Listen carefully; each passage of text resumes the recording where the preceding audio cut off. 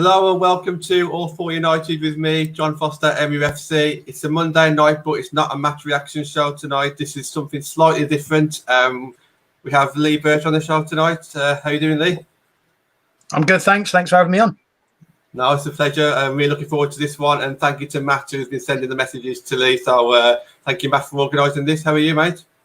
Yeah, I'm not too bad, pal. Just getting used to being back at work still, obviously, like everybody else. But yeah, looking forward to this. Been like you say, sort of organised it now for the last sort of 2-3 weeks. And it's, one we've all been excited for. Yeah, absolutely, yeah. And Natalie, how's your week been? Or weekend been, I should say?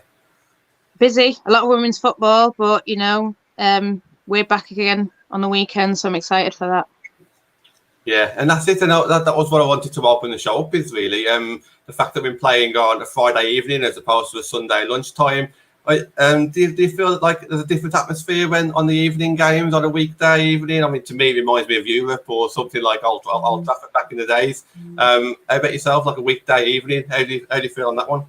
Yeah, well, our last game Friday, we had the derby, didn't we? And I think a Friday gives a bit of anticipation, ready for the weekend. Like you say, under the lights, it's a massive game like the derby was. So, I hope this time we get the 3 points from it. But yeah, the games under the lights were always the best for me. Yeah, definitely. Yeah, and we'll try and get some predictions if we get a chance a little bit later. Thank you to everybody in the comments. Evening, John. Evening, Ben. Thank you for joining. We've got quite a few people watching, so please stick your thumbs up if you're going to be enjoying the show. That'll be great. Look, we've got Lee on, so let's introduce Lee. First of all, Lee, who are you? Tell us a bit of an insight into yourself for anybody who's watching who may not be a women's supporter but may have come from the Man United men's team.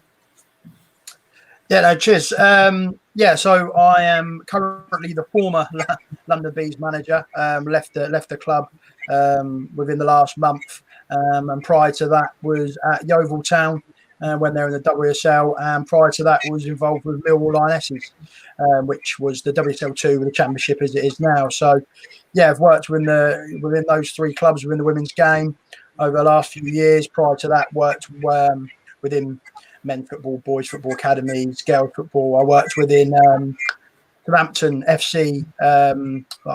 It was a Centre of Excellence programme then, wasn't the RTC programme that it is now, but I worked within the Centre of Excellence at Southampton within the girls' game. So a lot of those players, like Laura Rafferty, for example, that played for Bristol at the weekend, Millie Farrow at Leicester, they played for me when they were younger and then have gone on to do good things in the game in their career. So that was kind of my start in the women's game, and then went the long way round to get into first team management, and worked in the top two divisions at 3 different clubs that have had 3 very different sort of situations, but fortunately kind of probably had 3 similar outcomes. Sorry.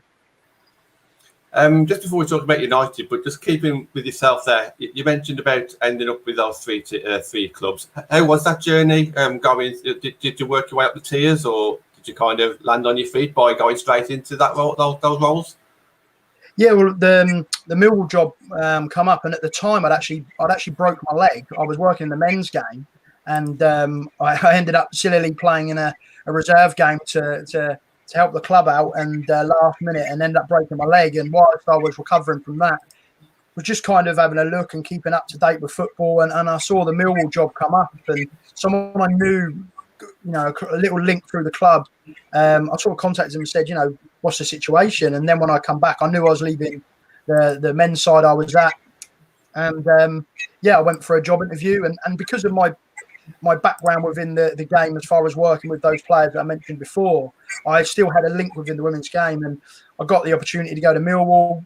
Went kind of there originally, it was the end of the season. I think it was about 6-7 games to go. They were second from bottom, hadn't won a game all season, apart from the first game of the season, away at Oxford. So went in, kind of thought, let's give it a go, because I live in Southampton as well. So the travel was obviously, just checking that out.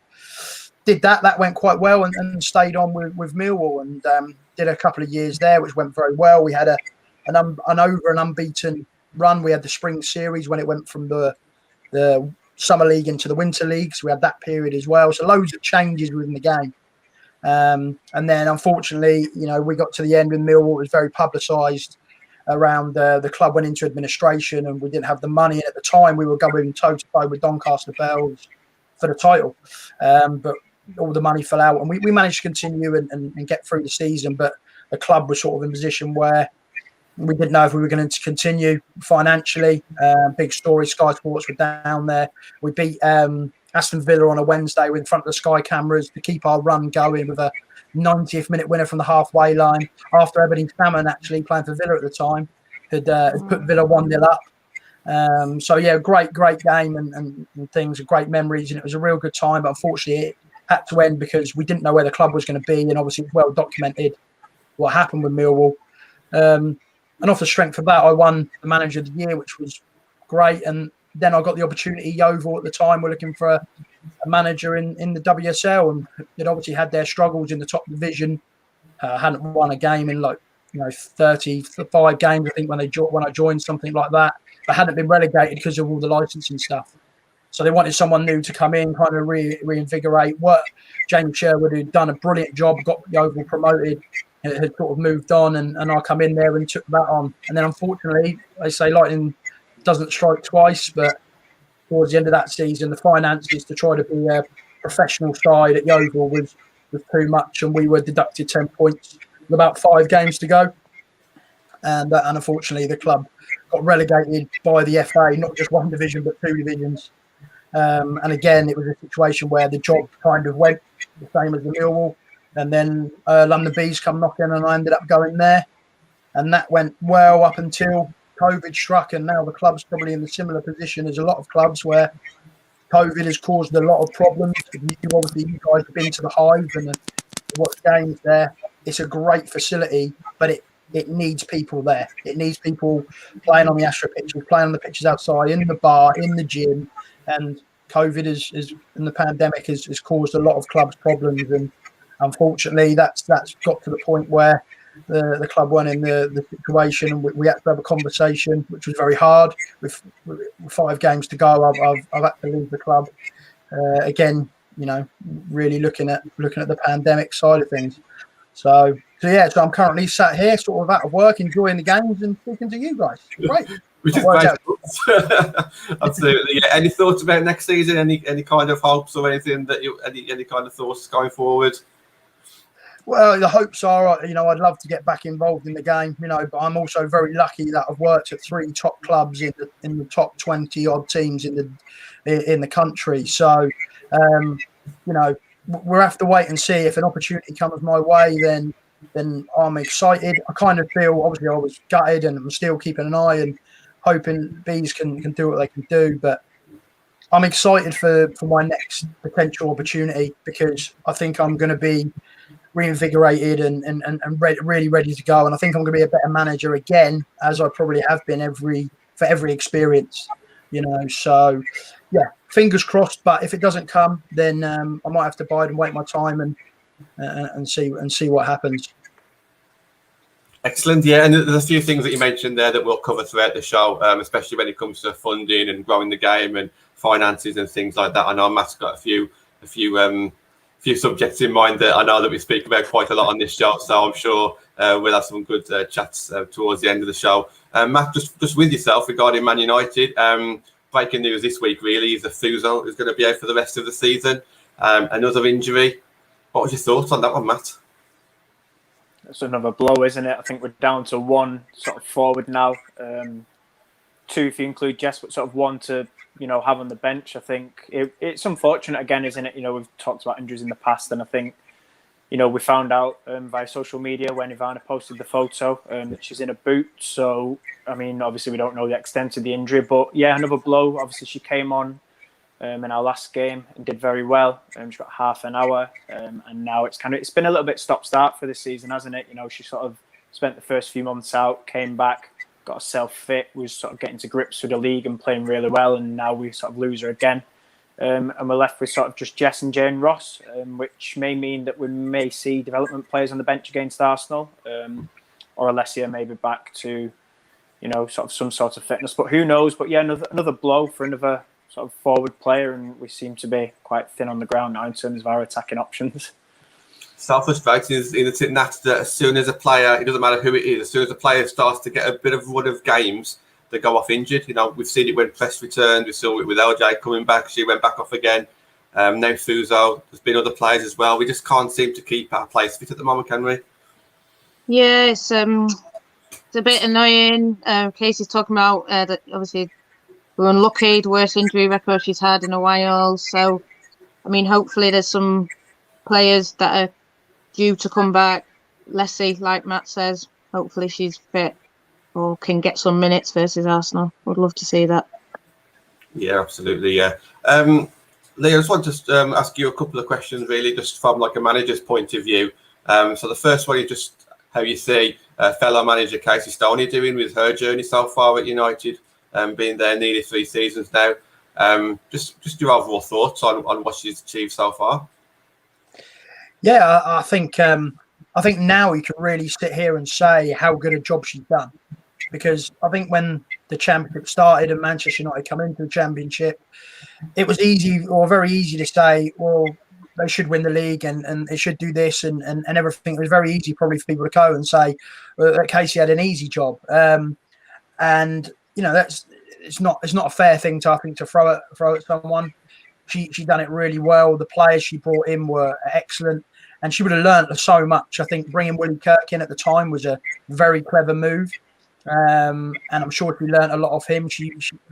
Her experience in the game is right up there. So we kind of felt that if everything was going to come together, it was going to be good and it was going to go well. And I think now you kind of look at it and now you can really see her qualities as a manager. You know, the fact that she's broken Manchester United into that top four. I think everyone kind of thought it would happen, but maybe not this quick, you know, and maybe not with this much sort of authority as well, you know. So, you know, you're going into the Friday game, you look at your fixtures after that, you know, I'd be comfortable to say that if you do beat Arsenal, I can't see you not getting the Champions League spot. I really can't, because I think you're going to have too much for the teams. You know, I think Everton last game, you know, might be something, but maybe by that point you've done it. So yeah, I think now you look at Casey's job she's done, and it has been an excellent job. And I think any question marks that there was prior, because people want to say, you know, whatever they were about it being easy in the Championship for a club like United, I think that can be dispelled, and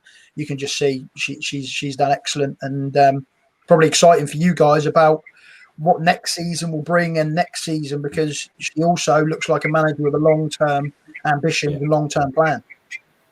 We always say on this show it's a 5-year plan, a 6-year plan, but obviously we know where we want to be in 5 or 6 years, and we just take steady steps each season to get there. And so far, I think we can tick each season off to say that we've achieved something. And I'm sure this season, I think provided we get that top 3, it's definitely a massive achievement. But just wanted to kind of get your thoughts as well as when Casey first took over and when it was announced that Man United was making a team. What was like kind of the thoughts around like the managers or whoever you speak to, like maybe your staff at the time? Was it kind of expected, or was it a surprise, or what was the kind of thought of such a big club is now getting a women's team? I think, and I've said this for a long time, you know, obviously, and we'll go into, and I've said about the clubs that I've been at that maybe have fallen backwards as far as financially, but I've said, and I think we're in an even better position now than when Manchester United come in. The game needs those big clubs. It needs the infrastructure. It needs the clubs to come in and push on. And I think the game's in a great place. It is important that the game doesn't forget those sides that are or have been historic within the game, you know, and it's sad when, you know, you look back on the likes of Doncaster Bells or where they are. But hopefully they can get back to the top leagues again. But that's down to the individual clubs. That's down to the individual backing. And yeah, so I think for us as staff, we were just like, it's great. And obviously when Real Madrid and, you know, sides like that come along, it can only be better for everyone. You know, I wasn't involved in the championship that season with Manchester United, but obviously I watched it from afar, and it just seemed like there was more crowds, there's more people around it, the buzz was there. What I will say is that the women's football show was showing more championship games because of Manchester United, and what you kind of hoped from a neutral and outside point of view is that would continue, that it wouldn't just be we're going to do it because we have such a big a big club in there, and that hopefully that they would continue the interest. Like so, you know, I don't think Aston Villa probably enjoyed it. I remember on that first day of the season when, you know, they showed all the goals and it was a bit like, oh wow. But yeah, it was great. I think everyone just thought it was good. It was about time, and it's only going to push things on. So yeah, and just lastly before I move on to the club structure, just your thoughts around. Obviously, we mentioned that the success of the first couple of seasons. And the fans want to be at the very top. This is Man United. I want to say we're arrogant, but we're very passionate about being the best, because I know I grew up at an era where Man United was the best. Do you think that we could actually get there? Do you think the club has the right mentality to get to where we want to be? Yeah, 100%. I think I'm the same as you. I grew up with Manchester United, and you know, winning everything and being the team to look at. My best man at my wedding's a huge Man United fan, and you know I'm with him all the way, and he's consistently looking at that battle for like you guys to get you back to where you want to be. So, you know, I think the mindset of certain clubs are driven towards success. You know, you look at Chelsea and Manchester United, teams like that, whether it's the male, the female, the youth system, those clubs win things and they push forward, and it's within their DNA, it's within their mentality. And there's lots of other clubs that are doing that, which is great. And yeah, so I can't see Manchester United not continuing in that way, especially as I say, if you keep hold of Katie. Champions League football next year, what sort of players can that attract for you? You know, yeah, it's gonna, yeah, it must be exciting for you guys, you know, sitting back and watching where you could go. Nat, I'll just bring you in here before I ask my final question. But you know, we've been talking about Europe for quite a while. We knew last season it was nowhere, you know, we wasn't expecting it last season. You know, 4th or 5th was our kind of benchmark, but obviously with the signings that we made, with the experience, you know, we really want top 3, don't we, this season? Yeah, and I think potentially, I don't know what Lee thinks, but if Casey gets top 3, like what you just said, Lee, there, about how it's not really expected that we would get it this year, and for me, I think her name can be up there, because I know if Emma Hayes potentially goes and wins the quadruple, yeah, you know, manager of the season. But for me, I think Casey and potentially Carly Ward will be classed as, you know, that 2nd, 3rd managers up there as manager of the season, just through the job that, you know, getting Man United Champions League in the 2nd year in the WSL. Would you back that? Would you agree with that? Oh yeah, I think so. And I think because the situation is, if they're going to do it, they're probably going to do it over Arsenal. And Arsenal are a good side. You know, Joe Montemurro is a good manager. They have some top players, and for any side that can finish above Arsenal and do that, you know, it is superb. So it's not a case of there's just 2 good sides, and Manchester United are coming in as 3rd. But you know, they've beat some very good side. Everton looking like a side on the up, and they managed to hold them back as well after their early season form. So yeah, I definitely think, and I think to say, I like what you said about Carla Ward there as well. I think if she keeps Birmingham up, and you know, they've got a massive game midweek, if they do again, she'd be in the shouts for it. But yeah, I think she's done a superb job, and so it's probably a year ahead of what you might have thought it would have been. But it's down to Manchester United's credit, to be fair. I'm really appreciative that I'm in a position where I can ask a manager this question, just the importance of club structure, really. So Man United, more than any other team, when it comes to speaking about needing a director of football, or just the positions above the manager's head, that gap between the board and the manager, something that Man United as a club has been crying out for, mainly on the men's side. I think I don't really hear too much about it. On the women's side, I think mainly because we've had so much success so far, it's probably not been spoken about enough. But for me, obviously, with the introduction of those 2 new roles last week, I was kind of interested to see, like, from a manager's point of view, how important do you think those roles are to kind of bridge the gap between the board and the manager?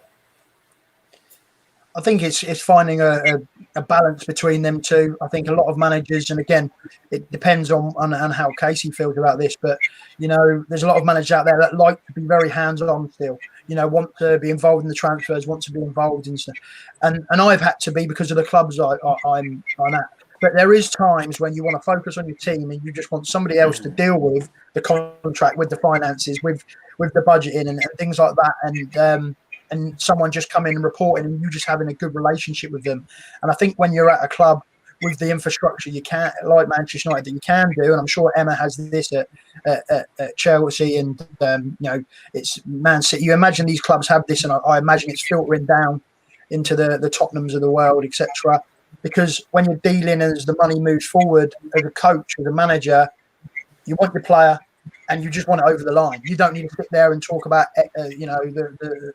the dots and all of this, the little intricacies. Unfortunately, when I was at Yeovil, I was very heavily involved in that.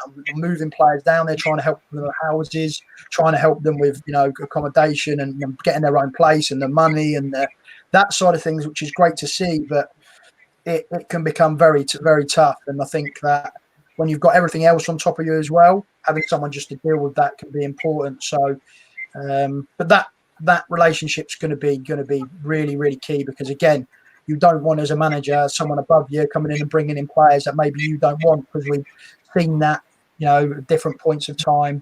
Was it Andre Villas-Boas quite recently at Marseille? Got a player brought in for him and he said he was going to quit because of it. You know what I'm saying? So yeah, I think if that relationship's good, and I think it will probably come down to the respect that person has for the manager. I think whoever's working with Casey will look at what she's done, what she's doing, and her knowledge of the game, and she's going to have so much more expertise that person's probably going to bounce with her quite well. But yeah, having someone else to do a little bit of the dirty work is always nice. You can concentrate on the good stuff because it is tough, especially with agents nowadays. I think, I think with John Murtaugh, obviously, he's already had links with the women's team. But Nat, do you want to just coming on that one? Yeah, John Murtaugh, I think, was quite integral to bringing in the first 21 players. I know he's always at all the home games at LSV. He's come to a few of the away games with us, and he was out in Oslo when we played our friendly there. So he is really integral to the women's team. I think potentially the good work that he's done there has helped him get this role. The work that he's done with Casey, working really well with her, and I know he did a lot of work with our academy before that. So, I think she already has that link, and it's supposed it's a link closer to the board in a way, and it's someone that respects her and she respects him. So I think it's just going to be good for definitely our women's team, but I think it'll be good for the whole club, to be honest, as well. Matt, do you just want to touch on that before we move on? Yeah, I think you've all covered it well. Like you say, like Nat said, obviously John was key to sort of providing that link between sort of the players and Casey. And I know, obviously, from speaking to John myself, obviously we met him out in Oslo, and he kind of he did pretty much what Lee was on about. He sorted accommodation for our players, their own club houses. He was there with that. I know some of our players get like an allowance for sort of food and running the car, costs like that. So again, it's brilliant because it's another sort of weight off the manager's shoulders. And somebody I actually coach with now, I coach under 18s. He used to coach Bolton Wanderers, which I think they're 4th tier now. And he was saying the amount of things, because he didn't have like somebody above him that he was sort of dealing with outside of football, and he had his own sort of work as well. He's a college lecturer, and he was saying it was difficult because sometimes he'd have to go round to players' houses to sort things at say 9 o'clock at night, and it was kind of, in the end, it got too much, and I think he stood down about a year, 18 months ago. But yeah, like you said, it's a massive help, and I think if you can get that relationship, as you've sort of all mentioned, right, then it can only be a positive for sort of your club, your players, and obviously the manager as well. Matt, just to jump in on that, like I think the key thing you said there about going and helping those players late night, and people have to remember that a lot of these people, they're young females. There might be a 19, 20, 21-year-old player that is moving maybe different counties, different countries, going right across the board, might not know anybody, leaving friends and family to go and live their dream, but they end up in a house or with someone they don't know. They don't know these things, and they need someone to come to. And they don't want to be bothering Casey with every 2 minutes because the Sky don't work or something like that. That's and you need someone at the club that can just point you in the right direction. This is where you go. This is what you do. And the big clubs are getting that right with their player liaison officers or whatever these roles are. And I think sometimes especially, these are not multi-millionaire footballers that are moving across and have got everything going for them, and maybe bring a gang of their friends across with them as well. So it's important that as the game grows, these roles are thought about. Yeah, it actually reminds me of a story of one of your players at Millwall. You had Ella Rutherford. And I remember reading the story when she first moved to Bristol, and did she burn the toast or something? That I think she put toast in the oven and she burned it, and they were calling up the fire brigade. Tanya. Yeah. I'm sure it's not the only thing Ella burnt in that time, knowing Ella.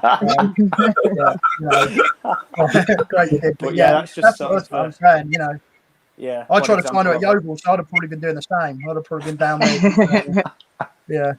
Yeah. Love Ella. Go on, Natalie. I'm going to move on to your section there. Well, go on, Natalie. Mine's just regarding. I think you've just briefly touched on it, Lee, and you talked about the attendance and how they grew since United came in, and definitely showing more Championship gaming. I know myself and Matt I'm a big fan of the Championship now, just through starting in the Championship. So obviously, when you saw Man United, there was a lot of and this is sort of separate from what we've said, but there was a sort of outroar. I was starting in the Championship. What was your opinion when you did see that? Yeah, I mean, there was obviously all that time with the licensing. Everything kind of went everywhere, didn't it? So West Ham jumped from the 3rd tier up to the WSL. And the season before, I went and played a friendly with Millwall. We beat them like 9-1. Charlie Devlin, I remember, I think, scored a hat-trick that day for me. So, West Ham were not ready as a team, but as a club, they obviously were. So it's and that showed. I think they kept one. Rosie Kamita was the only one that stayed on with them. So some clubs are ready, some teams aren't. And here's the thing for me: if Manchester United hadn't started in the Championship, they would have started in tier 4, 5, 3, wherever. Let's be honest, they still would have been able to attract people. They would have just walked that league, and then and everybody in that division would have probably been annoyed for that season. And you're seeing it now with the likes of Wolverhampton Wanderers, Southampton FC, who are Ipswich, that are doing really well in their divisions and not getting promoted because of COVID. But they're into, and it's a big time for the FA to deal with, not just them, because there's teams below. I think there was one team that won so many games that pre-COVID they were already promoted, and they should have been, and they didn't get moved out. So I think for me, whilst people can sit there and say, should Man United have gone straight in there? Let's be honest, they would have got there eventually anyway. And I suppose the hard thing, and I have been on that other side of things, is those clubs that lose out because of it. And only the FA know, really, if anybody massively lost out and anybody went backwards. Doncaster, Sunderland, Watford, Yeovil, Millwall now, have all had different problems at different times. And only the FA know if someone was a sacrificial lamb for a big club to come in, which is worrying. But as I said, for me, if I was a tier 4 player and Manchester United got plonked in that, whilst I might have enjoyed the game, they're playing for second place. And that's what these teams are probably feeling now with the likes of Southampton in. So if I was a player, I'd want them to go, so I have a chance of winning the league and doing that. You can play them. It is a nice game to play in, but if you're playing second fiddle for a season, it's not. It's one. But as I say, I wasn't in the Championship at the time. Maybe if I'd have been in the Championship, I'd have been moaning. It's all right. We made friends in the end. It's just another question sort of around fans, and that's really big for me. A really passion for me is growing the game, getting more fans in the stadium, and keeping the fans that come and making sure they come again and again. So how would you sort of like to see either the FA or clubs grow the game and, like I said, keep them fans coming and get new fans in? I think it's the biggest challenge the FA have got is to continue to grow the game. I think, as you said, the talks around all the time, whether are they actually the right people to do it and whether they're going to hand it over to the Premier League to take or whatever. And, I think whoever does it, I think they've just got to understand who wants to watch the game and why they want to watch it. People always ask me, especially people that I know that don't watch the women's game, they say to me, what's the differences and things like that. It's like, look, it's football. there are differences within the women's game to the men's game, but there's also differences between the men's game and like under 18 or Premier League under 23 football. I personally don't really enjoy watching under 23 Premier League football. It's not. I just don't enjoy it. It's just a bit, too. They don't really tackle each other, sort of thing. So, that's my preference, and it's the same with anyone else. And I think that what we're finding with the women's game is when people come along and watching it, especially, you're finding a lot of fans are getting fed up's maybe not the right word, but they're looking at the Premier League product and are maybe not enjoying it as much as they did. And they come along to the women's game, and it's a bit of, I've always said, it's a bit of a throwback. I think the players and the grounds and the game is kind of a throwback to maybe a time when we know the players are there because they love playing the game. No one's playing for London Bees or playing for, these sort of Tides in the Championship and that. Even Tottenham's and West Ham's, they're not just there for yes, they some of them earn a living now, but they're there for the love of the game. And some of the things these players go through to get to that point, you sit down and look at their journeys, it's crazy. It really is, and what they go through. And I think people can see that in the performances of the players. So I think the FA need to tap into that. Keep showing the games. The FA play, I think, has been great. I think they could develop it more. Keep showing the games. Keep showing how good the games are. I actually think you mentioned the Friday night game. I think that's great. I watched the Reading West Ham game on the Monday. It was brilliant. What a game of football. It was end to end. It was everything you want to. 3-2, bit of an underdog, some great goals. Anybody that sat there and watched that game and didn't enjoy it, I think they're just saying they didn't enjoy it for the sake of didn't enjoy it because it was the women's game, and I think that's wrong. But showing those games on the Monday, the Friday, I'm sure the Arsenal-Manchester United game is going to be great. And using this time to restructure the pyramid, I think is massive. But keep getting eyes on it. The product's good, and people will come and watch. I'm certain of that. And when the crowds come back, is a really good opportunity because everybody's going to want to go and watch live football.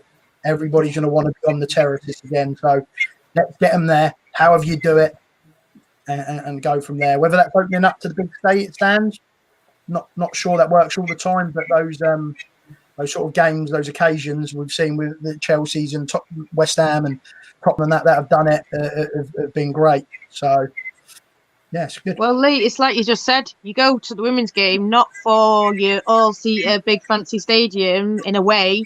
I love going and standing on a terrace, or LSV's an all-seater, but I still love being in LSV because it's so close to the pitch, and it's things like that. And I think, I love those little grounds. And I know we're going to go on to grounds and facilities with Matt, and how to improve them and what we can do. But that is that throwback, and that's the instant feeling I got when my very first game was. I know we talked about it before. Was the Villa game, and it was that throwback, and it was. You really see yourself, I think, when you're at the game, influencing the girls a lot more than, say, if you're shouting in Old Trafford, if you're shouting in LSV, they feel it a bit more, I think, anyway. Definitely. Just touching on growing the game, Natalie, just a couple of things that we just speak about between ourselves. Usually, I just wanted to bring lean on this one. Do you think, I know it won't be that easy, but do you think it is possible, the fact that if women's football is now going to be on BBC, BBC One or Sky, people will start watching it more on TV and then just come to the grounds like the following couple of seasons? Or do you think it'll take a bit more than that? I know it's not going to be that easy, but do you think that is a stepping stone? I think for some people it could be that simple. I think it's just getting the eyes on it, and unfortunately it'll probably come down to a bit of a flip of a coin on what the game was like. As I said about the Reading Bristol one, if you sat there and watched that, you'd enjoy it. But if you watch another game that's a drab 0-0, which can happen, then you might be like, turn off. But I think the clubs promoting their women's side is huge as well. Having that link and making sure that the fans that are within the club are obviously who they're targeting. When Manchester United come on board, they knew they had to target the Manchester United men's fans. They weren't targeting outside fans to come in. They were targeting Manchester United. How do we get the fans that turn up at Old Trafford to watch the men? Can we go to the women's game? Because a lot of you guys go to the youth games and things like that as well. Oh, it was the same. You go along, you see an under-8 team. You know, if you went along and saw Manchester United under-8s play, you'd be supporting them. You know, they're playing. It doesn't matter who they're playing against. They're wearing the Man United badge. You can just naturally go on, lads. You want to win. You know, the young girls playing. So I think that if they can get the eyes on it and make sure that they link it enough that it doesn't also feel like they're forcing it down people's throats, because people naturally have an ability to kind of force back against that. Oh, you know, why are you doing this? Why are you doing this all the time? So, yeah, I think that links, and some of the clubs do that very well. You know, I think, and I'll be honest again, some of the bigger sides, the Man City, you know, I probably should mention them. Sorry, you know, the cities, they do it. They do it very well. You know, everything's done, and you know, you see a male player in the shirt, a female player next to them, and all the bigger clubs probably are doing it better than some of the ones below. But I've been tier 4, tier 5 teams that are coming up doing that really well as well, and that's great because they're probably thinking 4 years in the future, getting the female players to model the kit. I think something like that. Watford did it, you know, with their girls. So it's great. The young girls and young women out there watching the game want to see their role models, and there's enough women out there watching football. Why would they not go and watch the game? Yeah, absolutely. Yeah, there's a question on screen from Anthony. Anthony comes on the show every now and again as well. He's a Man United fan. Just talking about the fans singing stuff like that, and it reminds me of a debate that I know, Natalie, you feel strongly about regarding segregation of fans. Like, should we have like an away end? It's not something. Obviously, I'm not. I haven't been brought up with women's football, so it surprised me when I went to LSV and fans were like mixing a little bit. What are your thoughts on like segregation? Do you think that could potentially be a way to go in the future, or do you think there's not much demand for that just yet? So what were your thoughts on that one? I think it's, again, as I said, a bit of a throwback and a bit like non-league football, you know, where the fans they turn up and they can go anywhere they want. You're not sat in a seat, and as Natalie said, that's one of the things you like. You know, I know lots of fans that go along to watch these non-league games and the women's games where they will always want to be in their team's attacking half. So they will go and stand where they're attacking teams, and then as the game switches round, they will go round to the other side because they want to do that. So, yeah, and I think that's obviously where you get the mixing.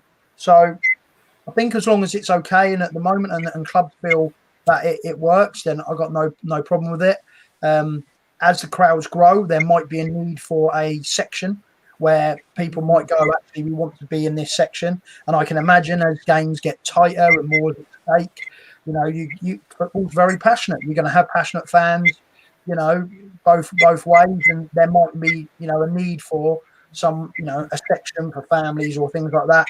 I think that's probably within the women's game. People get worried about fans coming in that maybe don't add to the family atmosphere that they kind of felt that they had.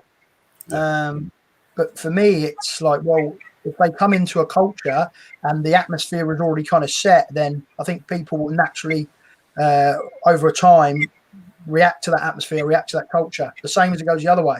You take a new group of fans to a men's game and people, you know, shouting and screaming, then that starts to happen. And it can go the other way.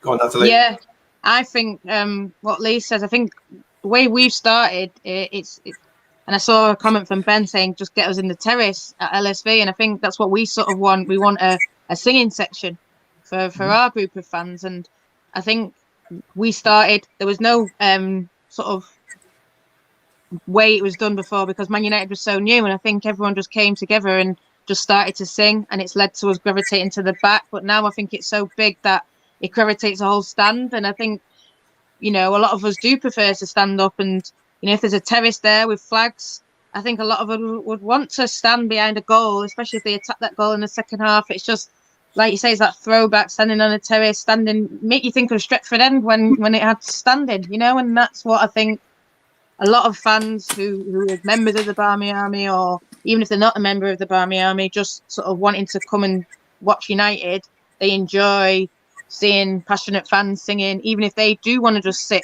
in a seat, that's fine, but they still sort of respect us that sort of want to create that atmosphere. And whether Man United, I'm not saying that Man United were the first fans singing or the first fans in flags, not at all, but I think we've come in and there was no marker of how we're supposed to, family atmosphere is just, this is the Man United team, go support it. And that's what we started doing, started taking flags all around the whole championship, singing songs. And like you say, made loads of friends in the championship. And, still a league I keep my eye on because of how well we were treated by other clubs and stuff from going around there. So we were always treated really well. It's obviously new to the WSL, some clubs, because we've come in and we've done it like this and we brought all these flags.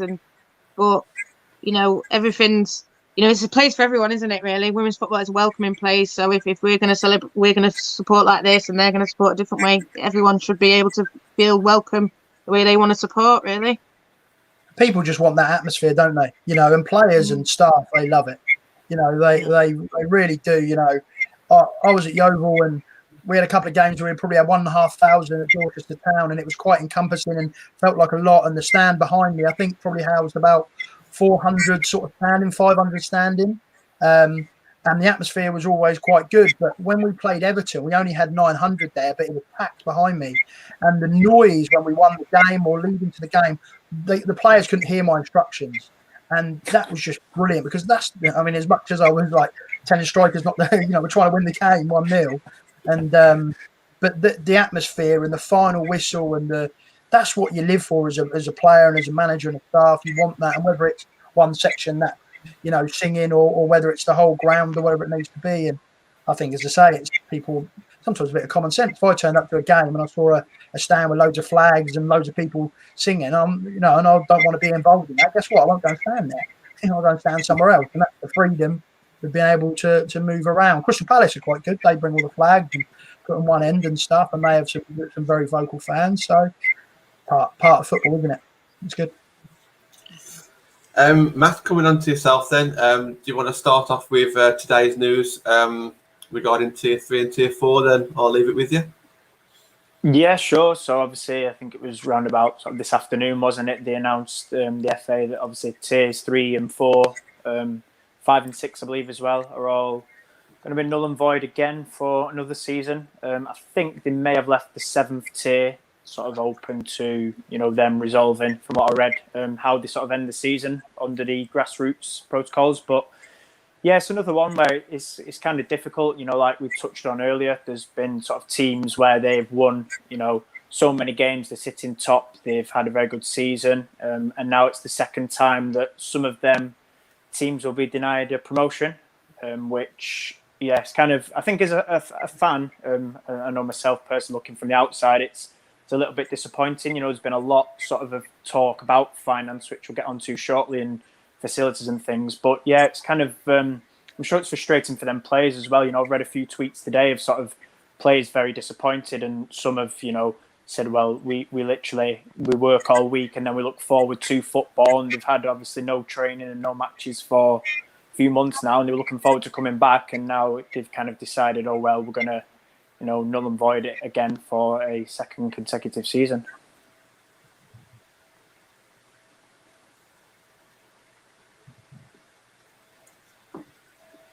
Sorry, Matt. No, I can hear you. Yeah. So, sorry, were you just kind of asking Lee what his thoughts are, like regarding those clubs that not actually being able to get promoted now? Yeah, absolutely. So I'll continue on and link it into finance. Obviously, we're quite big and vocal ourselves as United fans, obviously, because we've got a decent sort of structure and finance. But in terms of like second tier and third tier, do you think maybe there's something that the FA can sort of do to help these clubs? I mean, we've seen, for example, Huddersfield said that they wouldn't be able to afford to go up to the Championship. There's a lot of clubs, you mentioned before about London Bees, where you said they struggle without the income from those facilities. Do you feel there's maybe a duty by the FA or by, if these clubs are sort of attached to the men's side, that maybe they should be helping out in terms of funding and facilities? Yeah, I think that there is obviously support from the FA, and they do give, financial support that goes into clubs depending on what tier you're in. Those clubs will probably turn around and say it's not enough. I don't think it is enough. But again, The FA have obviously got their reasons for the amount they give. It's obviously naturally easier for a Premier League side to just go and give their women's side a big chunk of money and support that. Some Championship sides can do it as well, which does cause problems for the others. And I think that the decision from Huddersfield, it's heartbreaking that you see a team that can't go up because of money. And I'm sure that everyone was gutted there, but it also sounds like quite a sensible decision.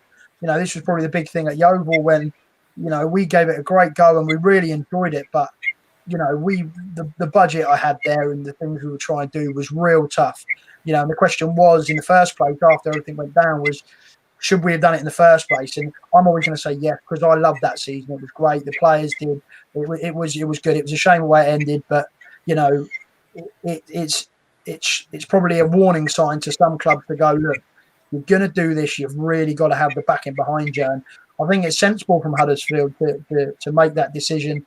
And I think the FA are going to turn around and say, look, it's down to the individual clubs, because you have got some very good clubs that aren't attached to Premier League sides or even men's side. I mean, look at Durham.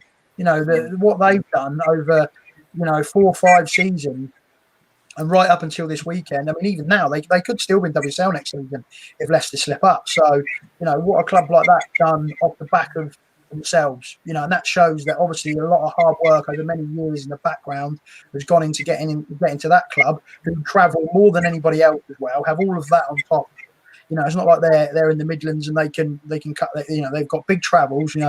Durham to Lewis is a big old trek, and I've lost the way at Durham and driven all the way home to Southampton. It's not fun, but these clubs do it. It's great to see. So yeah, I think the FA will turn around and say, look, it's down to the individual clubs, and how they do that is down to them. They've got to be sustainable. So the pyramid, it's got to be sorted. I kind of alluded to it earlier. It's a big time for the FA, and I think you'd like to think that they get this right and they bring some teams in. The Championship is sat with 11 teams, so that needs to be sorted. Having a weekend off and not having at least 12 teams, I think both divisions can move to 14. Personally, I think there's enough good clubs to do it. I think there's clubs below, and I think the tier 3 will get stronger with those tier 4, tier 5. I think the FA need to sit down and go, who do we need to move? For 2 years, you've got a lot of teams that haven't been able to move. And also, some teams might want, I think they should need to give the opportunity for relegation as well. I think they don't have to relegate people because I think it's unfair. But if there was a team that felt that, actually, we're not comfortable in tier 4, we'd rather go to tier 5, I think they should give them the opportunity to do that as well. Because there may be some clubs out there that have spent 2 years losing all their games, the same as other clubs have won. So I think if they're open and honest, they can go and get that. But it's probably going to be down to individual clubs to support themselves and come up with that. Facilities plays a huge part. Yeah, going to sort of move on to the facilities then. So obviously we've seen sort of over the last couple of months, especially since winter time, obviously pitches becoming a problem in terms of that. Again, people have struggled sort of facility-wise. I know personally from Man United, we've had to sort of move from our training venue to accommodate other teams. Would you, again, sort of you see maybe either whether it's FA help or something that can maybe, be done to stop this happening? I mean, we didn't see it, obviously, in the Summer League. There was, the better weather. But again, if you look at the likes of sort of Birmingham, where Carla Ward has had to kind of, they've struggled. They've not even given a £500 to be able to, move it and say, well, look, here we go. I mean, obviously that's down to the men's team. But would you like to maybe see some sort of assistance with that? I mean, another thing that annoyed us was obviously the testing. Obviously, Championship and WSL had the testing paid for and sort of funded by the FA, but then you were kind of seeing third tier downwards. They were kind of just left, and they were like, "Well, no, there's kind of not the money." Yeah, I think the big thing that the tier 3s, maybe in some tier 4 sides, kind of said was they felt they were lumbered in is probably the wrong word, but they were put in with the tier 5 and 6 sides, and they kind of felt that there was definitely a break from the 3 and the 4 to the level of 5 and 6, and so that they felt they were they were closer to the Championship than they were to the other end. So I think that was sort of the question. It's the same, comes down to everything. It cost a lot of money for the FA to do all the testing. We were very lucky to get tested twice a week and do all that. I suppose there always had to be a cut-off. It is what it is. I think the only reason the Championship probably got it, to be honest, was because there was professional sides in it. I think that was probably the only reason, but when you've got 4 or 5-ish, professional sides, I think they had a duty to support those players that were professional. Now, I'm not saying that's right, but I think that's probably why the Championship got it as well. Otherwise, I think they might have even knocked that on the head and just gone with the WSL. So I think all the things you said there, I know Carla's been very vocal, and the £500 to not get. Look, I've been there, done that, seen that. I've not been able to get money for or to go and train somewhere else. I've had players, and we've had to put our hands in our pockets with things, and left, right, and centre. It still goes on. I'm not saying it's right, but it just does, and that's happening at a massive club like Birmingham. Then it's happening elsewhere as well. So it's not uncommon. And there's some clubs that have got great facility. I mean, look, London Bees have probably one of the best facilities in the top 2 divisions at the Hive. Very good. But that's probably the best thing going for the club is that facility and resource. But as we kind of spoke about earlier, there's problems that come with that when it needs to be always going. And Barnet as a men's club are probably not where they want to be, or definitely not where they want to be. Whereas, Everton have had problems with their ground, and obviously there was a fire the week, which is going to cause problems. Birmingham had to play at St George's Park. Liverpool had problems at Tranmere before. You can go through it all. It is hard, and then you've got some clubs that have ended up at quite nice grounds. I mean, Charlton were ground sharing with Crystal Palace early in the season. They didn't kind of come out and say why, but they ended up at Bromley for a bit on the Astro pitch, and that might be a thing that continues to get factored in more and more. But yeah, it's a real tough thing. Tottenham Hotspur women were training at the Hive for a long period. They've only just moved across to train at Tottenham full time. Prior to that, they were doing 1 day a week. This is a club like Tottenham Hotspur, and they're training at Barnet. And they obviously still play there. Which is, again, it's a good ground for that level. It's probably a perfect sort of size, I think. But they don't have their own one to call them their home. Chelsea and Arsenal have done quite well with Boreham Wood and things, but there's problems with pitches and stuff. So, it's an ongoing problem within the game, and I think that was also a big thing that when they spoke about null and voiding it, with the availability of some of these clubs' grounds. Some would have been great and would have been fine. And with COVID as well, I think it was quite tough to get teams changed and have enough facilities for all the COVID restrictions, which are still going to be in place. Because from a manager's point of view, the COVID restrictions and the things, whilst you were getting playing, they did disrupt things. And certainly for a manager where I'm managing lower budgeted sides, teams that need to be together, need to work hard, I needed that camaraderie. I needed that togetherness. And some of the restrictions did impact on how I like to manage. That was just the way it was. I didn't grumble because I was in a privileged position to play. And I'm not grumbling, but I'm saying that it does have an impact. Some facilities don't have more than 2 changing rooms, and you needed up to 4.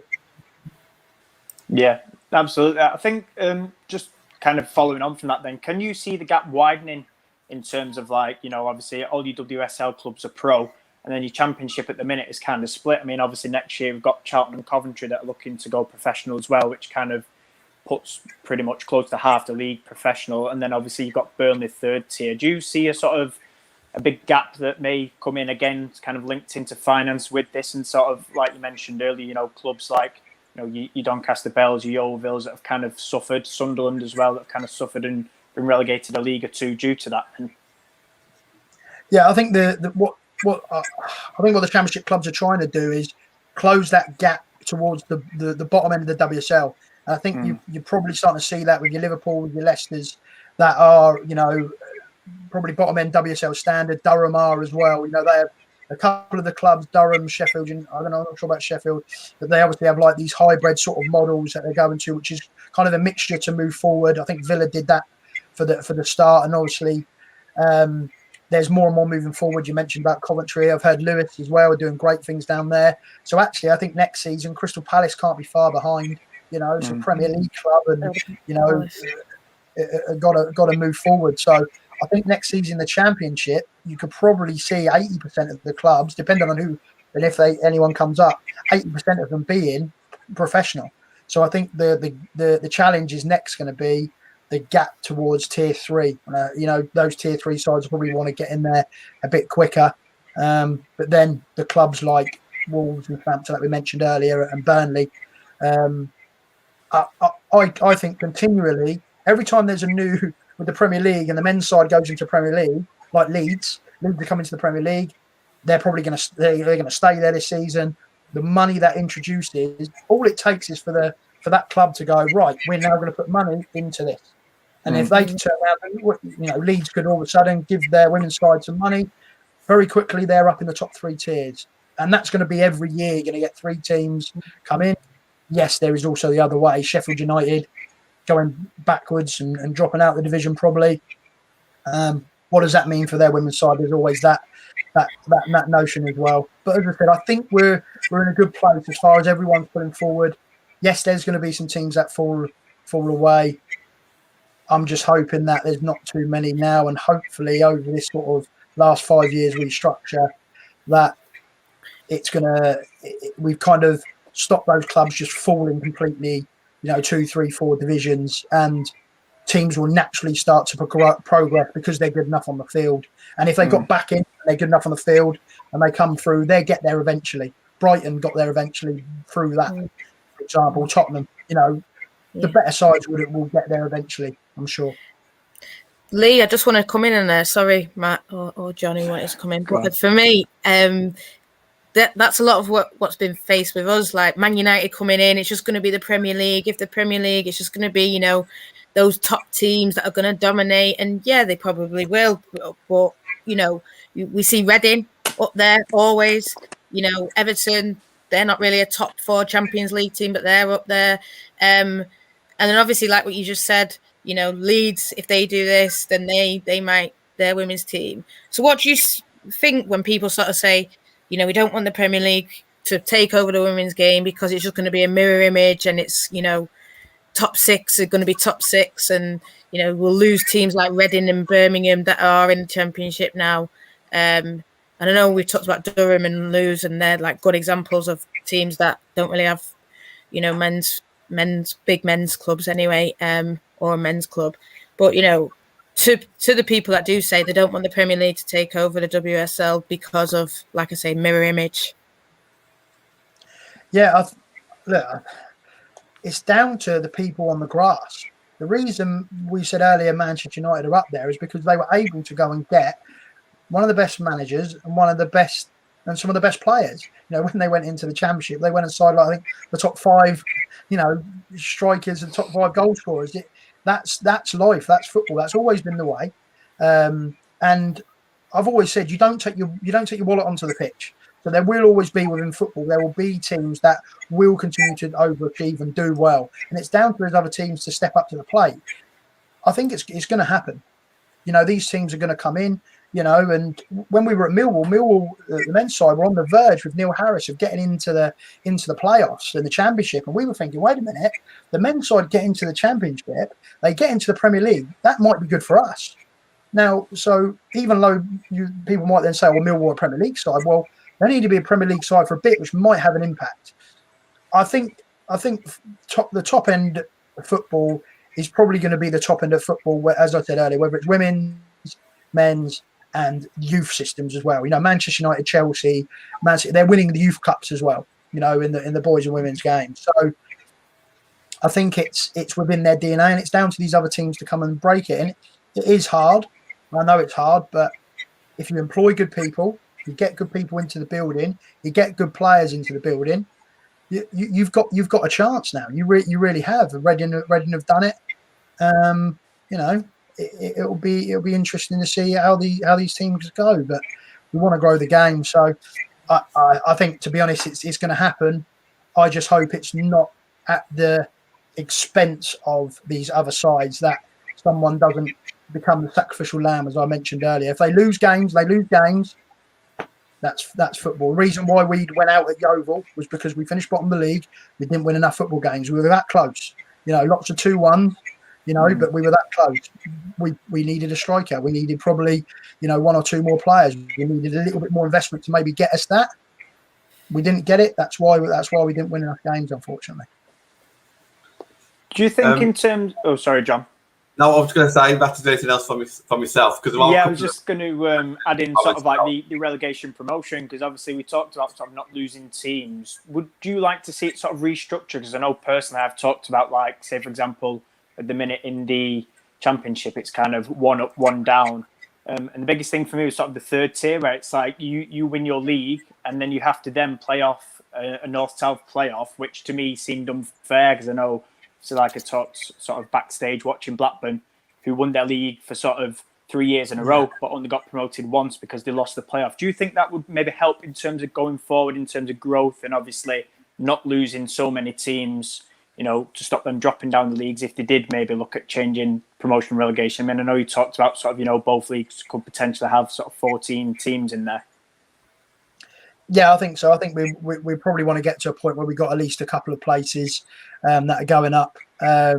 Because again, you could be in a division where, look at Leicester this year. They've gone professional. They've thrown a good amount of money at it. They got some good players, and Durham could have still drawn the weekend, or could have still won the weekend, gone the whole season unbeaten, and not got promoted. And they could have finished second. And it's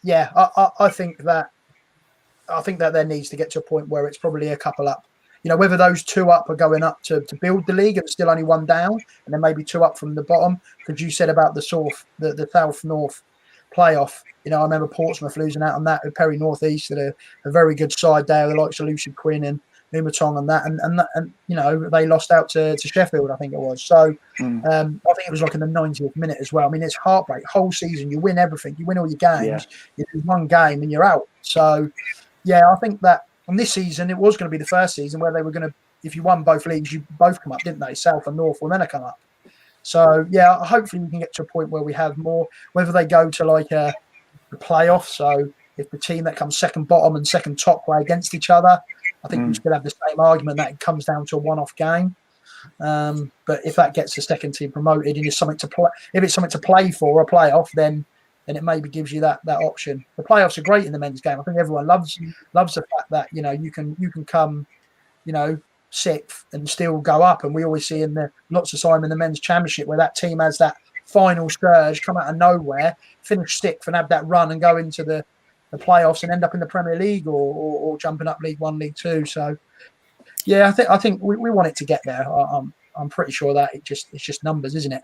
2 up, 2 down in a 10 might be too much. Yeah, I think for me, like you said, if a playoff would be a little bit better, because I read before some people saying sort of, throw open the license and bid for it. But I think for me that takes away kind of, again, it's who's got the most money, isn't it? Rather than on the day who's sort of, played the game, won the game, and sort of deserves to go upon merit rather than just because they've got the most money. Yeah, well, when we were at Millwall, going into that season where we done really well, when we went a year unbeaten, was when they announced the licensing. So we knew even if we'd won the league, we weren't going to go up. And because you had to go professional. And also, I had players that couldn't turn professional because they earned too much and they had too good a job elsewhere that they would go and earn X amount playing women's football, which was nowhere near what it would have been. So, it becomes hard for those sort of players. But yeah, I think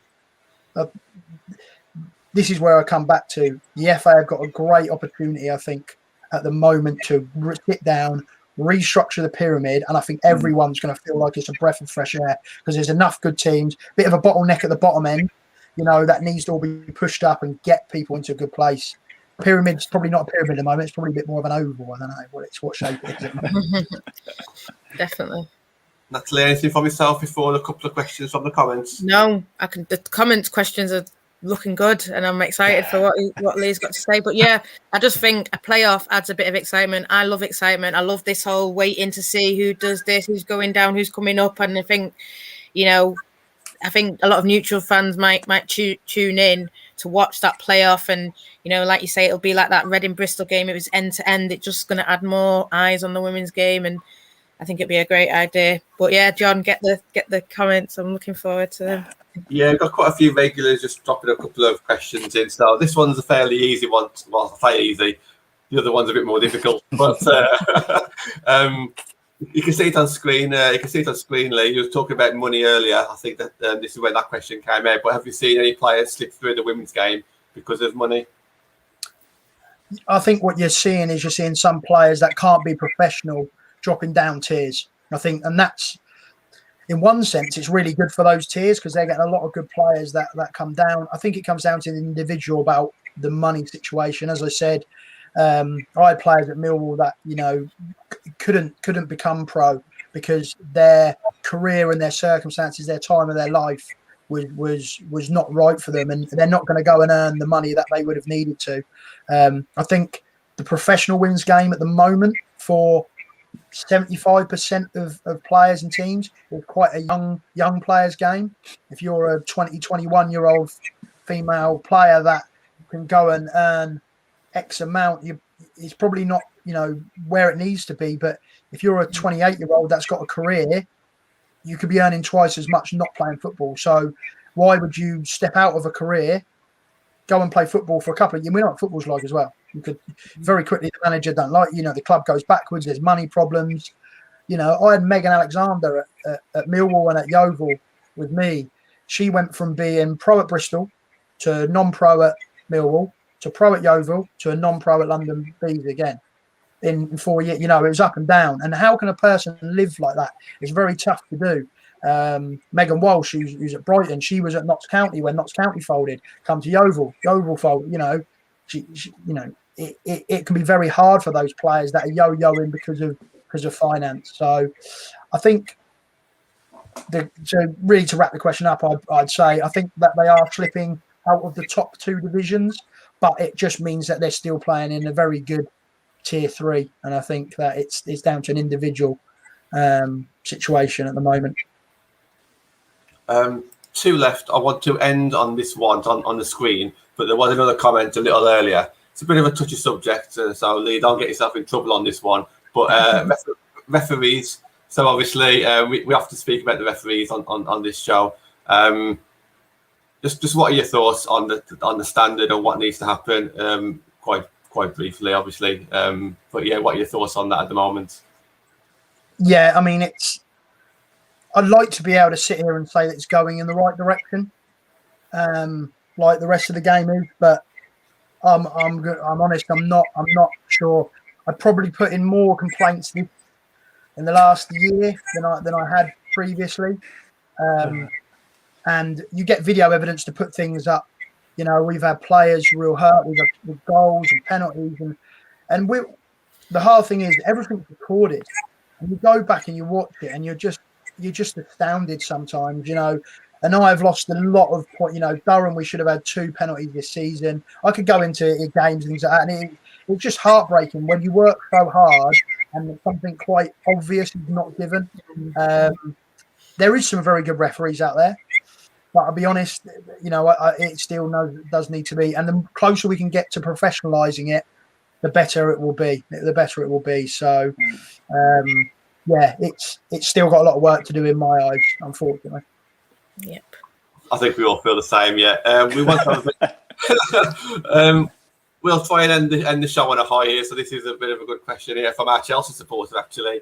How would Coach Birch set up for the United game against Arsenal if he was in Casey Stoney's place? So first of all, while you're having to think about that one, Matt, what's your prediction on this Arsenal game coming up? Score prediction. I'm going to go for another 1-0 win for us. I think the lack of attacking options at the minute is sort of hampering us, but I think if we can keep it tight and nick something, I'll go for that. But I think, listen, anything, no matter if it's 1-0, 2-1, whichever, I think I'll just take anything that we can sort of win by, really, for me. Go on, Nat. 2-1 Man United. And I think Arsenal, their blueprint, a lot of teams have beat them by the press, so I don't know what Lee thinks. He's a coach. I'm just a fan who watches. But yeah, they don't like the press. They don't like, and that's how we play. We play with that high press. So I'm going to go 2-1. I think Miedemar will probably score. She's on a good run of form. But, Anthony's saying 1-1. And I said to you, John, I take a 0-0 now. If you give me that now, I know Casey probably would say no.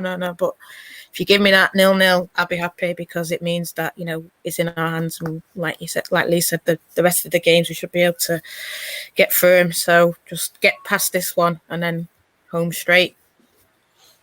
I agree with Anthony in the comments. 1-1. I'm usually quite conservative when we play the top three, but yeah, with all the injuries that we do have, 1-1 would be great. I mean, we got a few people in the comments saying that we're going to win. So let's see. Lee, what's your thoughts on that Arsenal game, and how would you set up? That's what the comments are asking. I've enjoyed playing against Arsenal. I think I actually had a real good FA Cup game with Millwall. We only lost 1-0. It was a very close game on the day in the FA Cup. It was a real close. Beth Mead scored a winner, and we had some good chances that day. We set up, and I played at Millwall. I played a 3-4-2-1 with the box midfield, and that caused them enough problems that day. But they've kicked on since then, Arsenal. And I think your fullbacks are going to be huge because Arsenal like to get around into the pockets either side of the 6-yard box and look for little cutbacks. So anytime they can get in like the 6-yard box and those cutbacks and players coming in, they score a lot of goals by doing that. So I think the fullbacks cutting off those pockets that Joe likes to get the players into. Miedemar, obviously, she likes to float away and then come in late. So if you sit deep and she starts doing that, they got to be aware of that. I think when you bring Arsenal onto you, that's when you're probably your best because you can spring a counter, as I say, apart from trying to pick them on the press as they play out, because they will overplay, and when they overplay, you can catch them on mistakes as well. But I think for me, their best player is Kate McCabe. I think she is like real top end. She can turn games on and off. So I think keeping an eye on her will be interesting. But yeah, I think a draw would be a great result for you, especially where you're at with your injuries. Is obviously going to always be in the back of the mind at the moment. But yeah, that would probably tie up a Champions League going into those last games for you. Why didn't we ask more tactics questions? That was a great answer. You'll have to come back on before you get yourself another club, and we'll talk it more just like that. That was brilliant. Yeah. Look, I hope you've enjoyed it, Lee. I really have. It's always insightful when we speak to obviously like journalists or someone who's more involved in the game as opposed to just fans. It's been really eye-opening. All the questions in the comments and all the views, and like I say, Natalie and Matt obviously just hanging on every word as well. So it's been really enjoyable. So thank you very much for coming on, and you're more than welcome to come back if we haven't badgered you too much. Thank you very much for having me on. Good. That's been brilliant. Thank you. Matt, any final words from yourself? No, just thank you for Lee, obviously, for giving up, his Monday evening. Like I've sort of said before, I'm involved in coaching myself, so it's always nice to hear sort of, other coaches' views and obviously somebody within the professional game. So yeah, thoroughly enjoyable. And as we've all talked about, and obviously people watching, we've been really looking forward to this for a while. So it's been a really enjoyable show. Natalie, yourself? Yeah, just really thanks for coming on. Thanks for giving us a time of your time, to come on and just tell us about your journey and just all your views. It's good to know that you feel the same way as fans in a way, and that's what we love about the women's game. You can get that perspective a lot easier than say in the men's game. So we really, really do appreciate it, and you're always welcome back. Yeah. Thank you very much. Look forward to it. Brilliant. Yeah. If anybody wants to find you on social media, Lee, where can they do that? Birchy9 is Twitter is probably the main one. So yeah, BURCHY9. And if you've got any questions, throw them away. I've got a little bit of time on my hands at the moment. Unfortunately, I'm just watching a lot of football and waiting for the phone to ring. So yeah, now is a good time to catch me. Brilliant, thank you. Just a plan for the rest of the week then. So tomorrow we're going on Twitter Live, aren't we, Matt? Talking about growing attendances, I think it was. Growing attendances and there's a little bit as well on sort of grassroots football, sort of getting the young girls into football and sort of accessibility again for them. You know, there's been talk recently, sort of, you know, that there might not be as many chances for, you know, various age groups and various communities. So yeah, something we're going to get into tomorrow with Anthony, Gareth, and obviously yourself. Excellent. And then the show after that one is Thursday, and then we've got women's game on Friday, and then we've got our match reaction show on Saturday. So plenty lined up. So please just subscribe to our YouTube. And Thursday's about the development squad, the under-21s who won 9-0. So definitely tune into that. And if you like youth football for men's, come and hear how the youth girls are doing. Excellent. Yeah. So yeah, please follow and subscribe. We're going to shoot off, or else we'll be here all night. But thank you, everybody, and we'll catch you soon. Thank you.